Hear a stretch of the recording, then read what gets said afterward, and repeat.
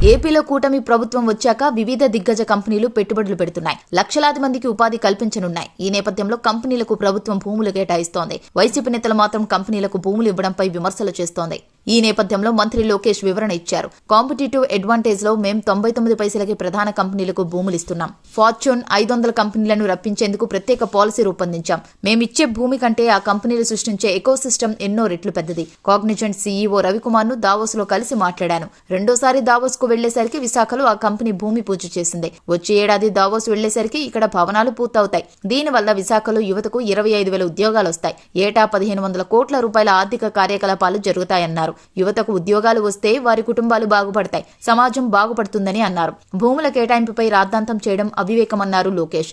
అమరావతికి ఎంతో భవిష్యత్తుంది. పారిశ్రామికవేత్తలు ఇప్పుడు ఏపీకి రాకపోతే తర్వాత బాధపడతారు. 100 రోజులకోసారి అమరావతిని సందర్శించండి. రాజధాని నిర్మాణం ఎంత వేగంగా జరుగుతుందో చూడండి. మేం రాజధాని పేరిట ఒక నగరాన్ని మాత్రమే నిర్మించడం లేదన్నారు మంత్రి లోకేష్.